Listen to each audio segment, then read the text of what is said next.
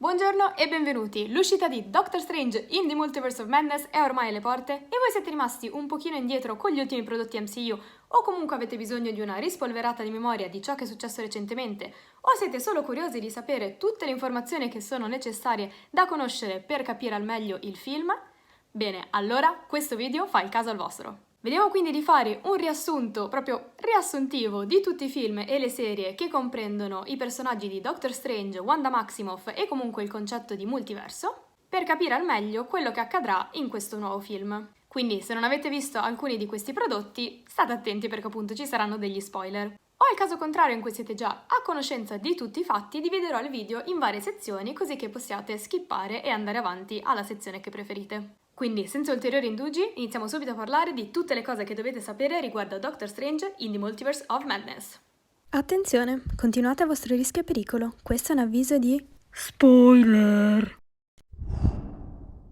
Lo scettro di Loki finisce nelle mani dell'Hydra, che a Sokovia lo usa per fare degli esperimenti sui gemelli Maximoff, che acquisiscono dei poteri. Pietro riesce a correre velocissimo e Wanda manipola la mente e l'energia. Tony crea Ultron, un'intelligenza artificiale robotica nato grazie alla gemma della mente dello scettro. Questo però diventa cattivo, costruisce un'armata di droni e cerca di distruggere l'umanità, prima con l'aiuto di Wanda e Pietro Maximoff, i quali poi si alleano con gli Avengers. Nel frattempo questi hanno creato Visione, la versione umanoide di Jarvis, che aiuta gli eroi nel combattimento contro Ultron, durante il quale Pietro muore e la città di Sokovia viene distrutta. Alla fine gli Avengers, ora 20 delle nuove reclute tra cui Wanda e Visione, riescono a sconfiggere Ultron. A seguito di un incidente a Lagos, durante il quale Wanda ha ucciso alcuni rappresentanti delle Wakanda, le Nazioni Unite stipulano gli accordi di Sokovia per regolamentare le azioni degli eroi. A riguardo gli Avengers sono in disaccordo. Tony, sostenuto da Rhodey, Natasha, Visione, Challa e Peter Parker, si schiera a favore, mentre Steve, sostenuto da Sam, Bucky, Wanda, Clint e Scott, è contrario agli accordi. Contemporaneamente il barone Zemo, che cerca vendetta per la morte della moglie e figlio a seguito della battaglia di Sokovia, manipola mentalmente Bucky usando la combinazione di parole che lo rendono il soldato d'inverno e fugge poi in Siberia. Si viene così a creare una frattura all'interno della squadra che si scontra durante la battaglia all'aeroporto. Nel mentre Wanda e Visione iniziano a diventare sempre più intimi. A seguito di ciò Steve, Bucky e Tony si recano in Siberia, dove quest'ultimo viene a scoprire da Zemo che Bucky è l'assassino dei suoi genitori. Tony, Bucky e Steve iniziano quindi a combattere finché questi ultimi due fuggono. Il team di Steve viene rinchiuso nel Raft, la prigione in mezzo al mare, finché non vengono liberati da Steve, e nel mentre Bucky si reca in Wakanda per chiedere aiuto per la sua mente fragile. Stephen Strange, fidanzato con Christine Palmer, è il miglior neurochirurgo al mondo, finché non finisce in un incidente automobilistico che compromette le sue mani, impedendogli di praticare. In cerca di una soluzione si reca a Camartage, un luogo mistico dove incontra l'antico, un potente stregone, e Karl Mordo, che lo introducono al mondo della magia e delle dimensioni alternative. Strange quindi studia dei libri antichi, custoditi dal maestro Wong, e scopre che le altre dimensioni sono protette da santuari a New York, Londra e Hong Kong, custodite dagli stregoni di Camartage. Viene anche in possesso dell'occhio di Agamotto, all'interno del quale vi è la gemma dell'infinito che manipola il tempo. Mentre Strange si addestra, Caecilius, un ex discepolo dell'antico, diventa malvagio grazie al libro oscuro di Cagliostro, e riuscendo così a evocare Dormammu, aprendo la dimensione oscura che inizia a divorare la Terra. Strange, grazie alla gemma del tempo, crea un loop nel quale intrappola se stessa Dormammu, il quale alla fine cede alla richiesta dello stregone e si ritira, portando nella dimensione oscura anche Caecilius e i suoi seguaci. Infine Mordo, venuto a sapere che l'antico, ormai morta, otteneva i propri poteri dalla dimensione oscura, andando quindi contro i propri principi degli stregoni, decide di andare alla ricerca degli altri stregoni e ritirare i loro poteri. Contemporaneamente Strange diventa il protettore del santuario di New York, il Sanctum Sanctorum, nonché lo stregone supremo. Doctor Strange compare brevemente anche in Thor Ragnarok, quando aiuta il dio Don Reno e il fratellastro Loki a individuare la posizione del padre Odino. Thanos è in cerca delle gemme dell'infinito, uccide gli Asgardiani e Loki per avere il Tesseract, mentre Bruce Banner viene rimandato sulla Terra, dove avvisa Strange e Wong dell'arrivo del Titano. A seguito, dopo aver aggiornato anche Tony e Peter a riguardo, Strange viene catturato da Ebony Maw, che lo porta sulla sua navicella e cerca di rubargli la gemma del tempo, ma viene salvato da Tony e Peter che incontrano per la prima volta i Guardiani della Galassia. Nel mentre Wanda e Visione, ormai una coppia di fatto, vengono attaccati ad Edimburgo dagli altri membri dell'Ordine Nero di Thanos, che cercano di prelevare la gemma della mente da Visione, ma vengono aiutati dall'arrivo di Steve, Natasha e Sam. Visione però viene gravemente ferito e il gruppo decide di recarsi in Wakanda per chiedere il loro aiuto, nel mentre Thanos ha recuperato la gemma della realtà e dopo aver torturato Nebula scopre la location della gemma dell'anima, vi si reca con Gamora e la sacrifica per ottenere la gemma. Successivamente Thanos torna sul suo pianeta natale e si scontra coi Guardiani, Spider-Man, Iron Man e Doctor Strange, il quale però rivela che in un solo futuro riusciranno vittoriosi. Gli eroi cercano quindi di strappare il guanto dell'infinito a Thanos, ma questa la meglio, riuscendo persino a recuperare la gemma del tempo, donatagli da Strange in cambio della vita di Stark. Intanto in Wakanda Visione viene aiutato da Shuri e l'esercito di Thanos giunge lì, dando quindi inizio alla battaglia in Wakanda. Nel mentre arriva anche Thanos in Wakanda e per evitare che questo prenda l'ultima gemma, ossia quella della mente che risiede in Visione, Wanda la distrugge, andando così ad uccidere il suo amato, mentre gli altri eroi combattono l'esercito del Titano. Thanos però, grazie alla gemma dell'infinito, riavvolge il tempo e si impossessa della gemma, cosa che uccide nuovamente Visione. Thor quindi cerca di uccidere il Titano con la sua nuova arma, Stormbreaker, ma fallisce e questo schiocca le dita, uccidendo quindi metà della popolazione dell'universo, e così anche metà degli eroi, tra cui Bucket, T'Challa, Groot, Scarlet, Falcon, Mantis, Drax, Quill, Strange e Parker. Riuscito nel suo intento, Thanos si ritira soddisfatto, nel mentre Nick Fury e Maria Hill si rendono conto di quello che sta succedendo e prima di dissolversi mandano un segnale di aiuto a Capitan Marvel.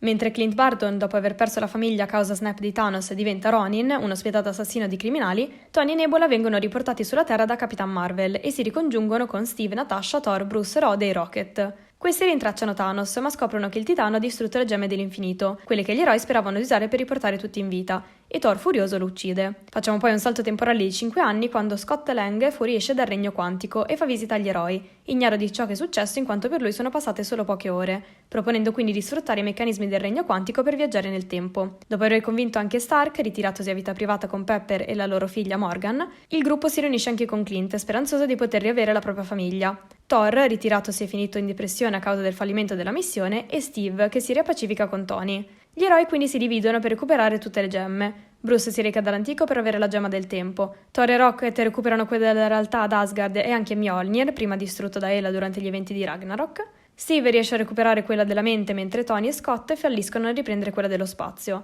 Così Stark e Rogers si recano alla base dello SHIELD degli anni 70 per prendere il Tesseract e alcune particelle PIM necessarie per il viaggio nel tempo. Clint e Natasha vanno su Vormir per la gemma dell'anima e quest'ultima si sacrifica per ottenerla, mentre Nebula e Rhodey recuperano quella del potere, ma vengono scoperti dalla Nebula del passato che avvisa Thanos della cosa. Tornati nel presente con tutte le gemme, Bruce impugna il guanto e fa tornare tutti in vita, finendo però gravemente ferito, mentre la Nebula del passato, fingendosi quella attuale, fa materializzare una navicella di Thanos che distrugge la base operativa degli Avengers.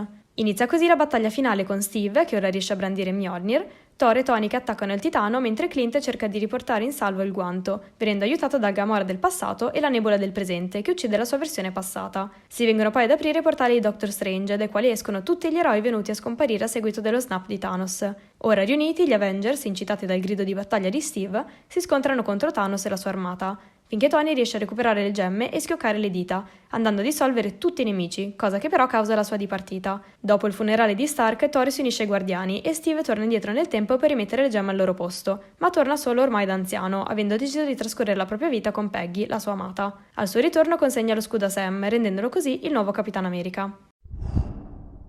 La miniserie WandaVision si basa sulle avventure di Wanda, che a seguito della duplice morte di Visione Infinity War, distrutta dal dolore per la perdita del suo amato e precedentemente anche del fratello Pietro durante gli eventi di Age of Ultron, riesce a manipolare la realtà e andare così a creare una dimensione alternativa all'interno della cittadina di Westview, dove tutti gli abitanti sono soggiogati al suo controllo mentale, dovendo fingere di vivere felice, ma essendo realmente schiavizzati da questa per assecondarla nella sua fantasia perfetta, nella quale lei vive con la sua famiglia perfetta, composta da Visione e i loro figli Billy e Tommy, in una casa perfetta, in una cittadina perfetta. Tutto ciò viene però trasmesso come fosse una sitcom, che ad ogni episodio viene ambientata in un decennio diverso e prende ispirazione da vere sitcom di quegli anni. Questa viene osservata dall'esterno da Darcy Lewis, alcuni agenti dello SWORD, l'agenzia dell'intelligence dedicata a proteggere la Terra da minacce extraterrestri dimensionali, capitanata da Tyler Hayward, Monica Rambeau, la figlia di Maria Rambeau, la migliore amica di Carol Danvers, e Jimmy Woo, l'agente FBI già visto in Ant-Man and the Wasp, che sono attivi sul caso in quanto Wanda ha posto un campo energetico intorno alla cittadina, rendendo quindi gli abitanti di questa suoi ostaggi. Cercando di sistemare la situazione, Monica entra a Westview, ma viene assorbita dall'illusione di Wanda, finché non menziona la morte del fratello Pietro per mano di Ultron, e viene scaraventata fuori dalla dimensione da Wanda.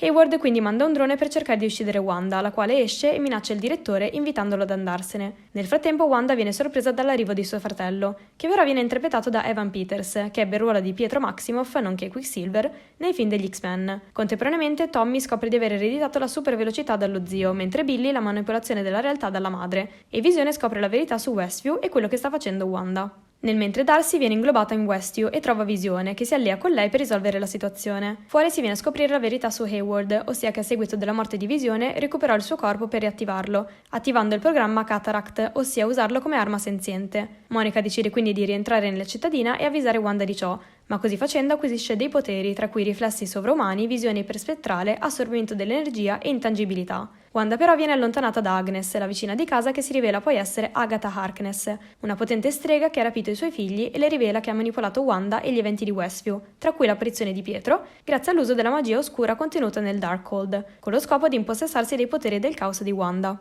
Infatti le fa rivivere tutta la sua vita attraverso i suoi ricordi d'infanzia, capendo che Wanda è nata con dei poteri magici che vennero risvegliati a seguito degli esperimenti dell'Hydra con la gemma della mente. Vediamo anche come dopo essere riapparsa dal blip e a seguito della battaglia di Endgame, Wanda si recò allo Sword per recuperare il corpo di Visione e dargli una sepoltura adeguata, cosa che Hayward però non le concesse, mostrandole il corpo di Visione disassemblato e dissezionato. Nonostante Hayward avesse detto che Wanda aveva rubato il corpo di Visione e l'aveva riportato in vita, in realtà scopriamo che lei, distrutta dalla cosa, si recò a Westview, dove Visione aveva comprato un terreno dove i due avrebbero potuto costruire una vita insieme, e crea sia il campo elettromagnetico che ingloba la cittadina, dando avvio agli eventi di Westview visti fin dal primo episodio, sia Visione stesso, frutto quindi della sua capacità di manipolazione della realtà e forte connessione con la gemma della mente. Wanda affronta quindi Agatha, che la riconosce col titolo di Scarlet Witch, mentre Hayward riesce, grazie al drone colpito dall'energia di Wanda, a attivare il corpo ormai totalmente bianco di Visione, che era effettivamente rimasto alla base operativa Sword.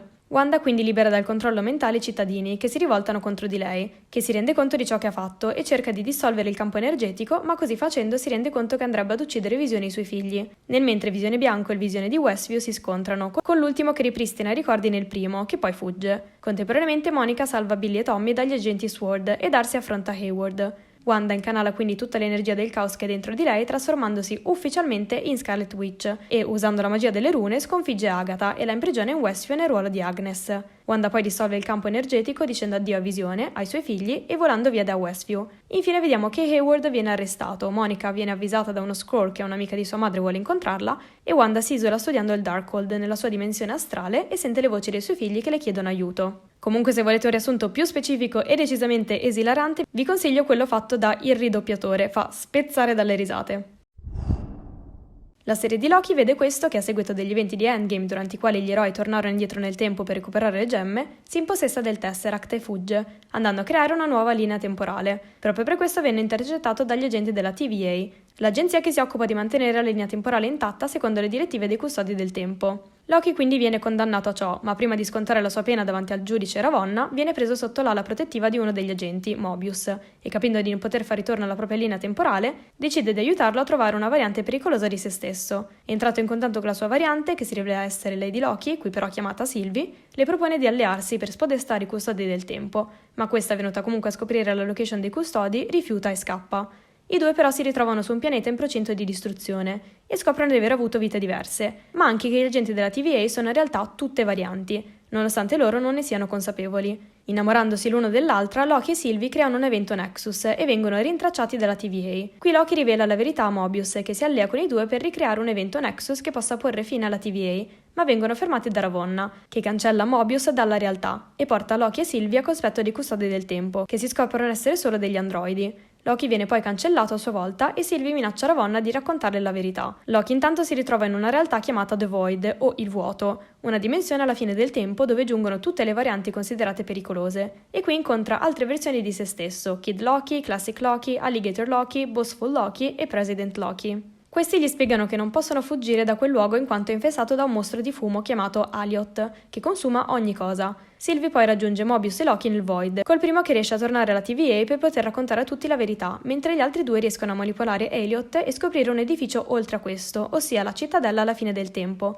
e incontrano He Who Remains, ossia colui che rimane, il vero architetto della TVA. Questo racconta a Loki e Sylvie di aver creato l'agenzia dopo aver posto fine a una guerra nel multiverso causata dalle sue varianti, tra cui il famoso Kang il Conquistatore. Nel mentre però la linea temporale continua a ramificarsi, cosa che potrebbe portare ad una nuova guerra del multiverso. Le opzioni quindi sono due: Loki e Sylvie potrebbero ucciderlo e liberare la sacra linea temporale, col rischio però di un'altra guerra, o governare la TVA al posto suo. Sylvie quindi decide di ucciderlo e nonostante Loki sia preoccupato per le sorti del multiverso, viene rispedito da lei alla TVA. Dopo aver ucciso He Who Remains, la linea temporale si sfalda in infinite ramificazioni, aprendo così il multiverso. Alla TVA Loki avvisa Mobius di ciò che è successo e dell'imminente guerra delle varianti di He Who Remains, ma questo non lo riconosce, capendo quindi di essere finito in una linea temporale alternativa. E infatti nota che al posto delle statue dei custodi del tempo, ora vi è una delle varianti di He Who Remains, ossia Kang. La base di questa magnifica serie animata Marvel è intrinseca con la teoria del multiverso, secondo la quale vi sono universi paralleli nei quali, a seguito di scelte diverse in determinate occasioni, si vengono a creare delle diramazioni di una specifica linea temporale. Ad osservare l'interezza degli avvenimenti del multiverso vi è Uatu, anche detto appunto l'osservatore, il quale, risiedendo nel nexus di tutte le realtà, un luogo interdimensionale che gli permette di accedere a tutte le realtà, si limita ad osservarle, giurando di non intervenire mai. La serie quindi si basa su determinati eventi nexus che hanno cambiato il corso degli eventi come li conosciamo, andando a creare una realtà alternativa.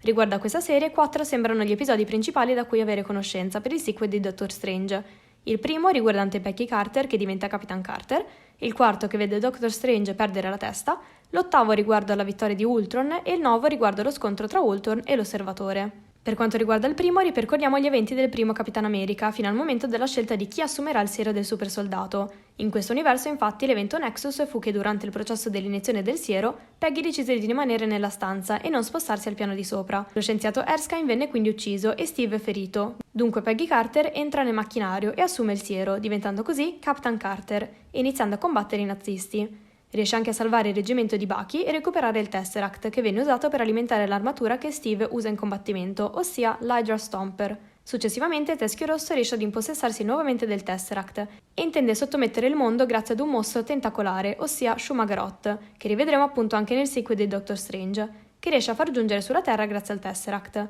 Giunto il mostro sulla Terra, Peggy si sacrifica per riportarlo nel portale, ma una volta uscita da questo si ritrova davanti Nick Fury e Clint Barton, che le comunicano che si trova nel futuro. Il quarto episodio vede invece come evento Nexus la morte di Christine Palmer, la compagna di Strange, il quale decide di non dedicarsi alla sua carriera di neurochirurgo, ma cimentarsi nelle arti mistiche per poter riportare in vita la sua amorosa. Diventato quindi lo stregone supremo e avendo sconfitto Dormammu come negli eventi del suo film, andando contro le leggi del tempo, usa l'occhio di Agamotto per tornare agli eventi della morte di Christine e fare in modo che non muoia.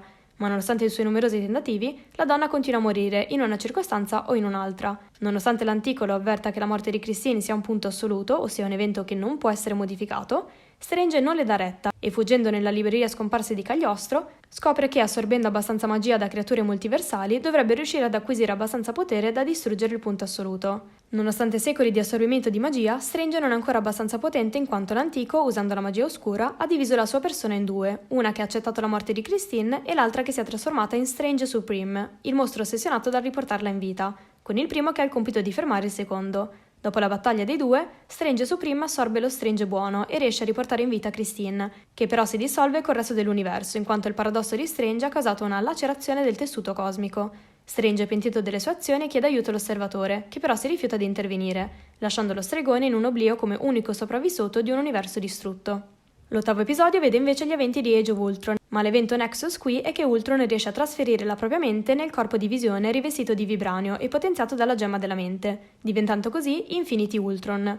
Questo inizia quindi la sua missione di sterminare ogni tipo di vita, andando ad uccidere la maggior parte degli eroi e persino Thanos, andando quindi ad impossessarsi delle gemme dell'infinito e creando un esercito di droidi, che rivedremo anche nel sequel di Doctor Strange, iniziando così a distruggere anche molti pianeti. Gli unici superstiti sono Natasha e Clint che cercano di sconfiggere Ultron usando l'intelligenza artificiale di Zola, ma dopo anche la morte di Clint, Natasha non riesce nell'intento in quanto Ultron si è spostato in un altro universo. Ormai rimasto senza uno scopo, Ultron prende coscienza del multiverso e della presenza dell'osservatore, riuscendo a giungere a lui nella dimensione Nexus di tutte le realtà. Dopo lo scontro dei due, l'osservatore si ritira prima di venire ucciso e Ultron assume il controllo della dimensione Nexus, avendo ora modo di attaccare innumerevoli universi. L'osservatore si ritrova ora nella dimensione Oblio in cui risiede Strange Supreme e, andando contro il suo giuramento di non intervenire negli eventi, chiede l'aiuto dello stregone per fermarlo. L'ultimo episodio della serie vede l'osservatore reclutare alcuni eroi degli scorsi episodi della serie, tra cui Strange Supreme, Capitan Carter, Natasha, ma anche Star-Lord, la cui identità è in realtà T'Challa, Party Thor, Killmonger e Gamora, formando quindi i Guardiani del Multiverso, in missione per sconfiggere Ultron.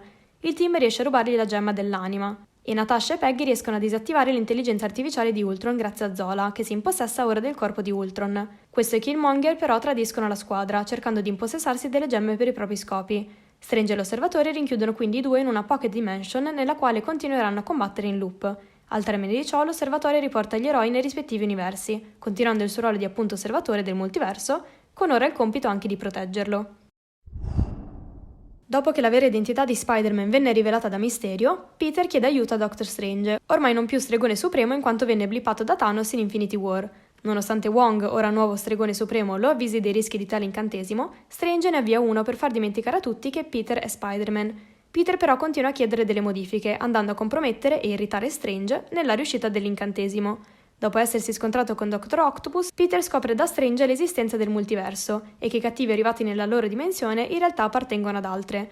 Scoprendo che riportando nella loro realtà i visitatori questi giungerebbero al momento della loro morte, Peter fa di tutto per evitare ciò, nonostante Strange sia contrario e viene intrappolato da Peter nella dimensione specchio. Nel mentre Peter cerca di aiutare i visitatori, ma Norman si rivolta, si scontra con l'eroe e uccide zia May. Contemporaneamente Ned impara ad usare l'anello magico di Strange per cercare Peter, ma trova altre due versioni di Spider-Man, quella di Tobey Maguire e Andrew Garfield. Riuniti MJ, Ned e i tre Spider-Man, questi collaborano con i criminali, fino ad andarsi a scontrare con loro nella battaglia sulla Statua della Libertà. Ned poi libera Strange che cerca di risolvere la situazione, proteggendo la loro realtà e il continuum spazio-tempo che si sta lacerando, aprendo la via ad altri universi. Dopo lo scontro tra Peter e Goblin, il primo chiede a Strange di riportare tutti alle rispettive realtà e di far dimenticare a tutti quanti della propria esistenza. A seguito di ciò, Peter incontra MJ, Ned e Happy, tutti ignari di chi lui sia, e si fabbrica un nuovo costume per continuare la sua missione di supereroe. Infine vediamo Eddie Brock e Venom trasportati nell'universo di Peter e Strange, a prendere informazioni sugli eventi di Infinity War e Endgame finché non vengono ritrasportati nella loro realtà, lasciando però indietro parte del simbiote Venom.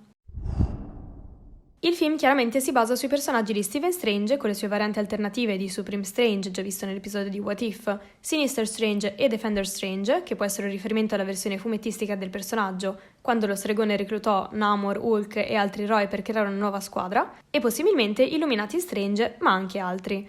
Stessa cosa anche per Wanda e Wong, con la prima che ricompare come protagonista nel film assieme ad alcune sue varianti, tra cui possibilmente quella appunto degli Illuminati. A tal proposito apriamo una parentesi su questo gruppo fumettistico che avrà il suo debutto nel film. Nei fumetti gli Illuminati sono formati da Namor, Iron Man, Mr. Fantastic, Professor X, Doctor Strange e Freccia Nera. Si vennero a creare a seguito della guerra Kree Skrull, con lo scopo di scambiare informazioni tra i diversi rami delle comunità eroiche per monitorarle e riunirsi segretamente per decidere su questioni di grande natura, all'oscuro quindi di chiunque non fosse parte del gruppo. Infatti ognuno dei componenti rappresenta una comunità. Namor è il re di Atlantide e rappresenta gli anti-eroi.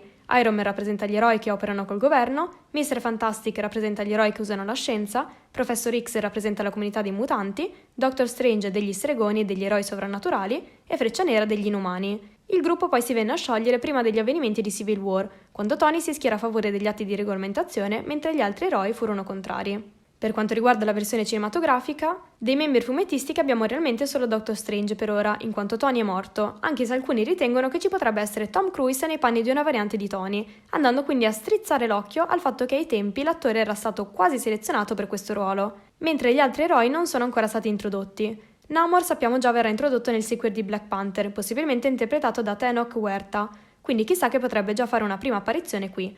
E stessa cosa anche per Mr. Fantastic, in quanto vi è in sviluppo un film sui Fantastici 4 e vi è un forte fan casting per John Krasinski nel ruolo dell'eroe. Per quanto riguarda Freccia Nera invece realmente c'è una versione televisiva targata Marvel nella serie Inhumans, che devo essere onesta però è uno di quei prodotti Marvel che mi sono un po' rifiutata di vedere. Quindi è possibile che lo stesso attore ritorni per questo ruolo, mentre per il Professor X sembrerebbe praticamente confermata la sua presenza nel film, possibilmente nella versione di lui da anziano, interpretato quindi da Sir Patrick Stewart, ma chissà che anche James McAvoy come giovane Charles Xavier non possa apparire. Inoltre nei fumetti il gruppo svolse un'importante missione per quanto riguarda le gemme dell'infinito. Essi infatti decisero di conservarle, con Reed che convocò il gruppo perché lo aiutassero a trovarle e sotto gli occhi dell'osservatore decise che ognuno di loro ne avrebbe custodita una, senza rivelare mai a nessuno dove, affinché nessuno potesse mai più riunirle e usarle per propri scopi personali. Non so se una cosa del genere potrebbe apparire nel film, ma visto che le gemme sono ancora lì fuori nel mondo MCU, potrebbe essere una teoria. Nel film quindi la formazione potrebbe essere diversa, con la partecipazione anche di una versione di Wanda, possibilmente di Mordo,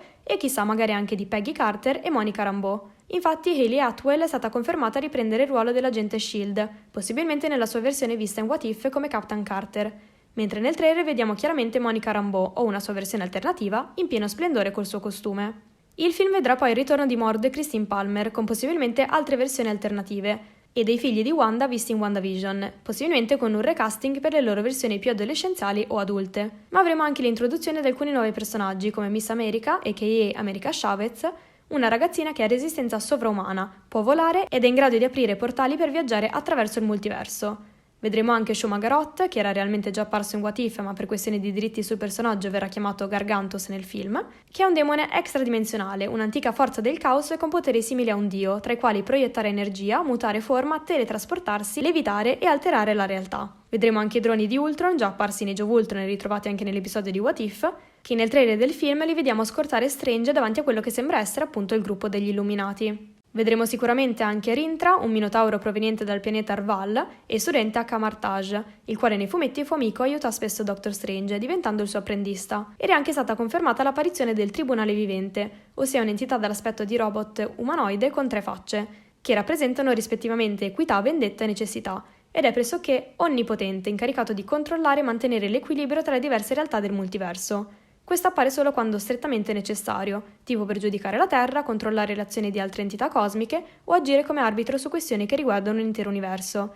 Ad un certo punto nei fumetti il tribunale venne ucciso e il compito di esse venne dato da Adam Warlock, che sappiamo comparirà nel 3° capitolo dei Guardiani della Galassia, interpretato da Will Poulter. Essendo la questione del multiverso e Wanda alquanto cruciale, il tribunale potrebbe quindi apparire proprio per poter giudicare questi eventi recentemente avvenuti. Essendo il film fortemente incentrato sulla questione del multiverso, tutto è possibile. Infatti vi sono numerosissimi rumor riguardo a personaggi che potrebbero comparire, anche solo per un cameo, nel film.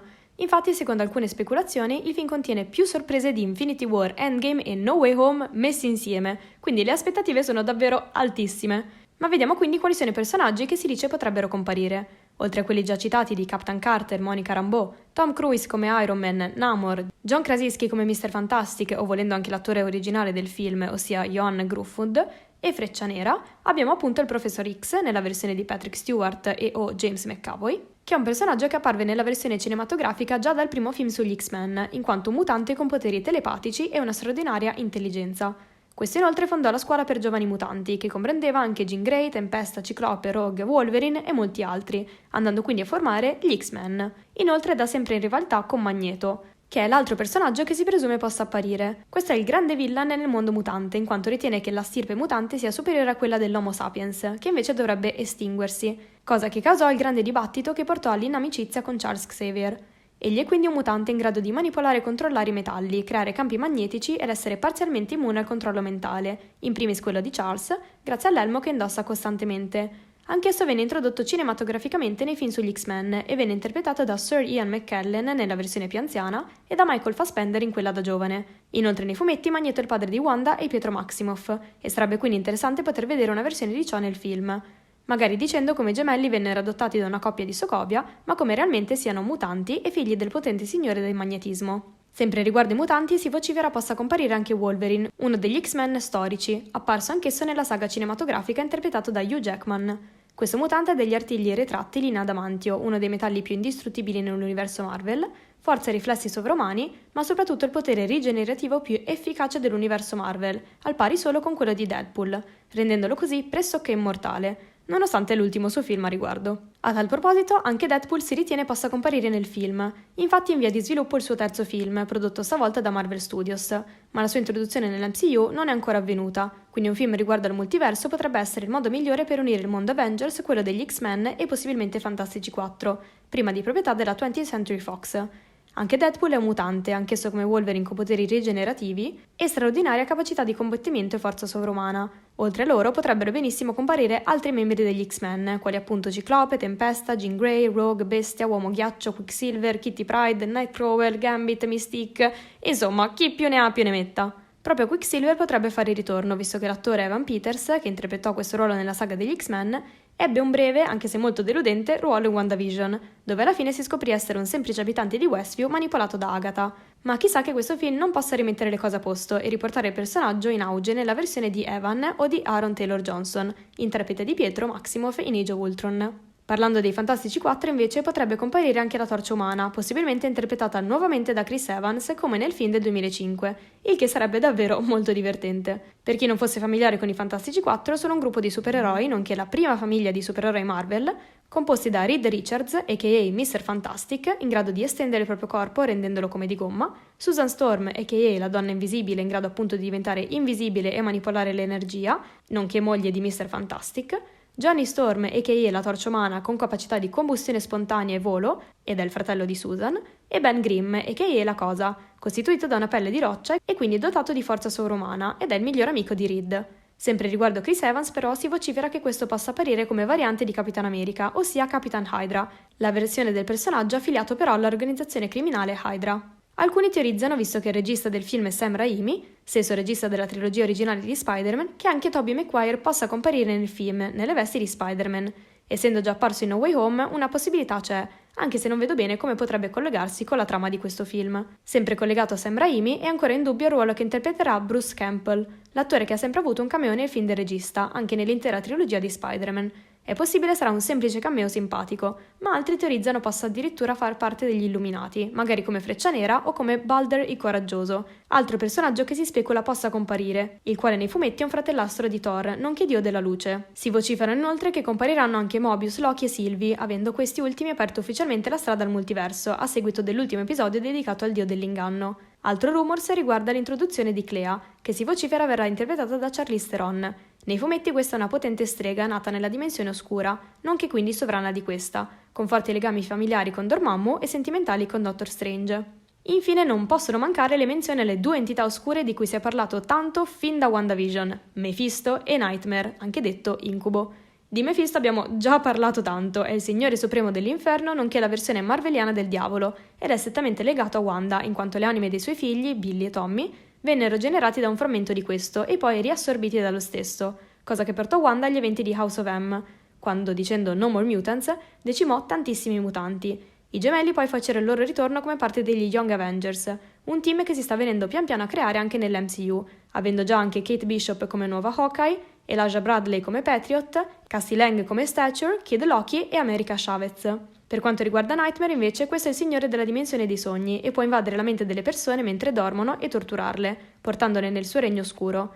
Nei fumetti compare spesso in contrapposizione a Doctor Strange, quindi è possibile una sua apparizione nel film. E per ultima cosa bisogna tenere a mente alcuni concetti, tra cui il significato di essere Nexus, ossia un essere il cui aspetto ed essenza rimane la stessa nelle varie realtà del multiverso. Wanda Maximoff è un essere Nexus, per cui rimane uguale, al contrario di altri personaggi, quali ad esempio Spider-Man, che invece cambiano, come visto in No Way Home, essendo anche solo fisicamente diversi, essendo interpretati da attori appunto diversi. Stessa cosa vale per gli eventi Nexus, ossia quegli eventi che non dovrebbero accadere secondo la sacra linea temporale, in quanto creano una distorsione nella linea temporale di base, andando quindi a crearne una nuova, come spiegato in Loki e visto negli episodi di What If, dove un singolo cambiamento ha completamente stravolto il corso degli eventi come conosciuti in origine. E per ultima non bisogna dimenticarsi del Darkhold, il libro di magia oscura introdotto in WandaVision, nonostante fosse già stato menzionato in Agent of S.H.I.E.L.D., dove Agatha dice che vi è un intero capitolo dedicato a Scarlet Witch, la quale poi lo usa e studia per ampliare i propri poteri e riportare probabilmente in vita i propri figli. Questo però proviene dalla dimensione oscura e sappiamo già avrà un ruolo ancora più centrale in questo film. Ed ecco tutto quello che dovete sapere riguardo a Doctor Strange in the Multiverse of Madness, in uscita in Italia il 4 maggio. Fatemi quindi sapere le vostre aspettative riguardo al film e tutte le teorie che avete a riguardo nei commenti. Se questo video vi è piaciuto e vi è stato utile, mettete un mi piace, iscrivetevi al canale, fate suonare quella campanellina così non vi perderete alcun prossimo video. Condividete il video così anche altre persone potranno essere a conoscenza di tutte le informazioni base per guardare il film. E noi ci vediamo molto presto per un nuovo video. Ciao!